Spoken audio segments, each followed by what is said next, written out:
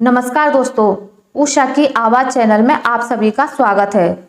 हमारी आज की कहानी है अकेले हैं तो क्या गम है। पिछले एक महीने से संगीता के व्यवहार में आए बदलाव से सुरेश जी काफ़ी परेशान थे। उन्हें कुछ समझ नहीं आ रहा था कि आखिर बात क्या है। सारा दिन चहकने व होठों पर मुस्कान लिए घर के कामों में व्यस्त रहने वाली संगीता अचानक से शांत कैसे हो गई है।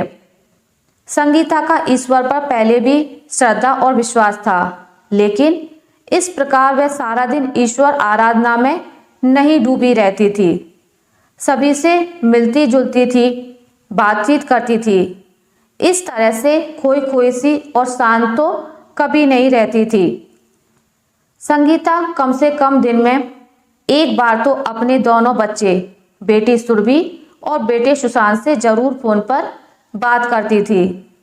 बेटी सुरभि का ब्याह जबलपुर में हुआ था, लेकिन वह सागर में रहती थी क्योंकि उसका पति ललित और वह दोनों सागर विश्वविद्यालय में असिस्टेंट प्रोफेसर थे और उनकी एक बेटी भी थी, कनिका। बेटा सुशांत और उसकी पत्नी दिव्या बेंगलुरु के एक आईटी कंपनी में थे। उनका भी एक बेटा था, अर्श। इधर संगीता की चुप्पी सुरेश जी को बेहद बेचैन कर रही थी और उधर संगीता इस दुविधा में थी कि वह किस प्रकार अपने मन की व्यथा सुरेश जी के संग साझा करे।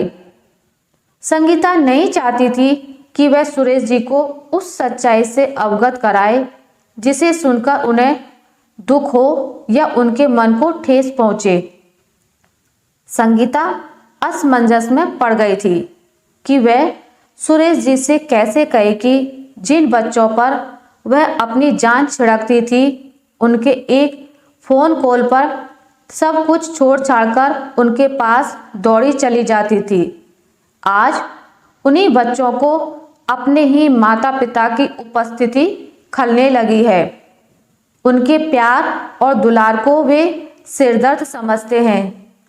संगीता अक्सर सुरेश जी को अकेला छोड़कर कई दिनों के लिए अपने बेटे या फिर बेटी के पास उनके बच्चों को संभालने के लिए चली जाया करती थी और सुरेश जी भी कभी मना नहीं करते थे। भले ही संगीता की अनुपस्थिति में उनका काम बढ़ जाता था। ऑफिस के साथ ही घर का काम भी उनके सिर पर आ जाता था। संगीता के बेटा बहू व बेटी दामाद दोनों वर्किंग थे और उन्हें जब भी संगीता की मदद की आवश्यकता पड़ती, बेटा बेटी अपनी अपनी जरूरत के हिसाब से संगीता को अपने पास बुला लिया करते थे। पिछले महीने जब सुरेश जी सेवानिवृत्त हुए तो पूरा परिवार इकट्ठा हुआ था। बेटा बहू, बेटी दामाद और उनके बच्चे सभी आए थे। यह देखकर संगीता और सुरेश जी दोनों को यह सोचकर बहुत प्रसन्नता हुई थी कि आज के ज़माने में जहां बच्चे अपने माता पिता को बोझ समझते हैं, वहीं उनके बच्चे उनका कितना ख्याल रखते हैं। संगीता अपनी सखियों के मध्य कभी भी यह कहने से नहीं चूकती थी कि मेरे बच्चे मेरा अभिमान है। सुरेश जी से तो वह अक्सर कहती, अभी तो मेरे बच्चों के पास उनकी ज़रूरत के हिसाब से जाती हूँ, लेकिन आपके रिटायरमेंट के बाद हम दोनों बच्चों के पास ही चलकर रहा करेंगे। तब संगीता को कहाँ पता था कि उसके अपने बच्चों का विचार उनके प्रति ऐसा है। सुरेश जी के रिटायरमेंट पार्टी के बाद बेटी दामाद अपने घर जा चुके थे। बेटा बहू जाने की तैयारी में लगे थे। बहू दिव्या को नारियल के लड्डू बेहद पसंद है। यही सोचकर जब संगीता अपने हाथों से नारियल के लड्डू बनाकर एक टिफिन में लेकर उनके कमरे के करीब पहुंची ही थी कि दरवाजे पर ठिठक गई। दिव्या अपने पति सुशांत से कह रही थी, देखो अब हमें मम्मी जी की जरूरत नहीं है। अर्श अब बड़ा हो गया है, तुम उन्हें साथ चलने को मत कहना। क्योंकि अब वो अकेली नहीं, उनके साथ पापा जी भी चलेंगे। पापा जी रिटायर जो हो गए हैं।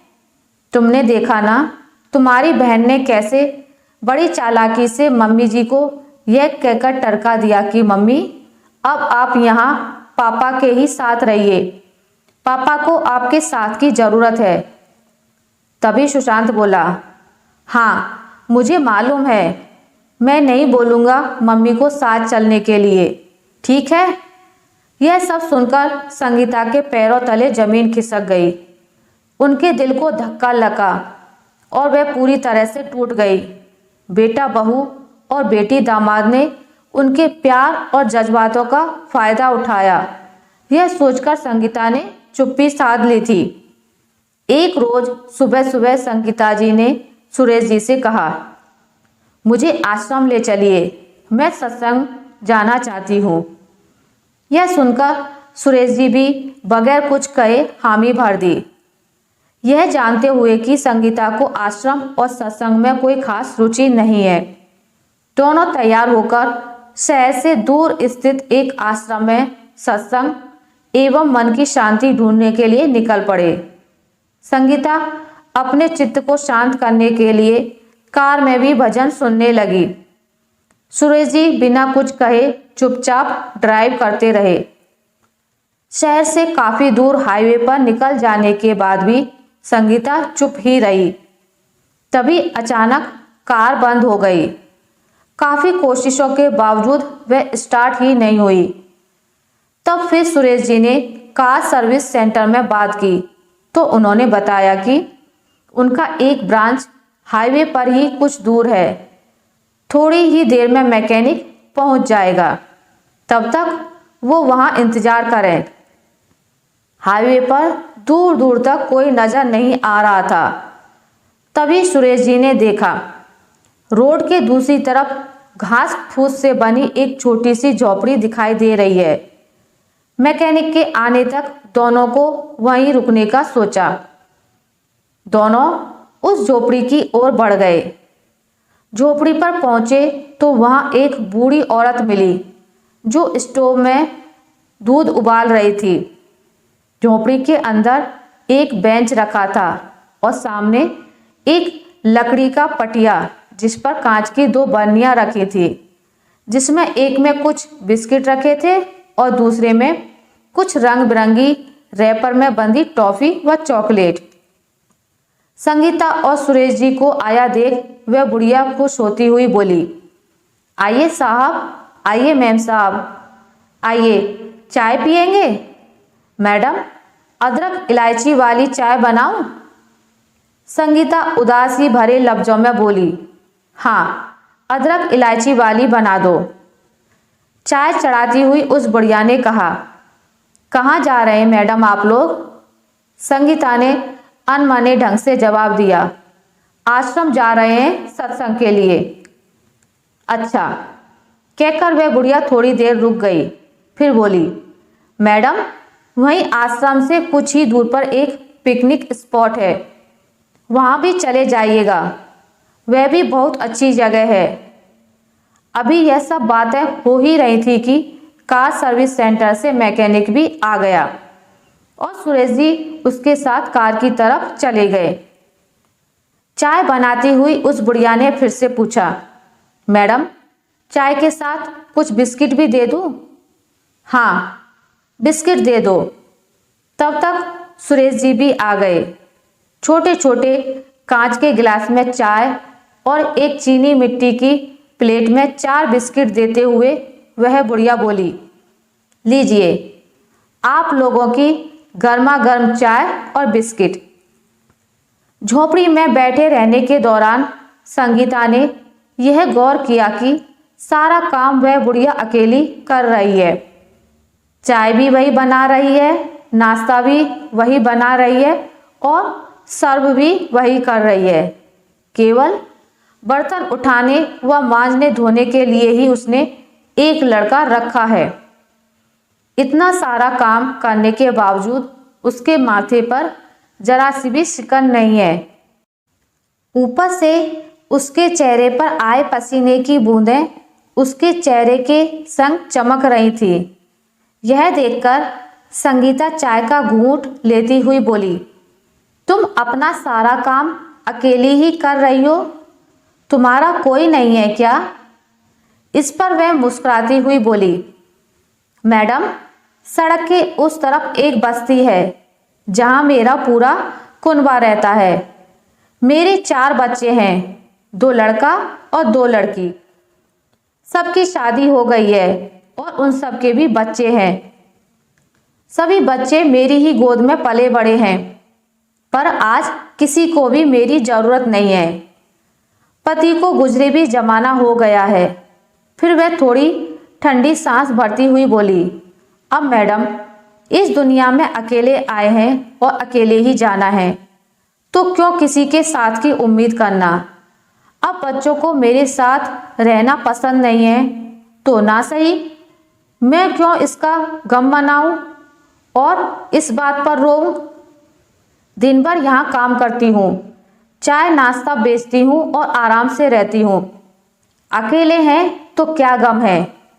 उस बुढ़िया की बातें सुनकर संगीता सोचने लगी, जब ये अकेली इतना खुश रह सकती है तो वह क्यों नहीं।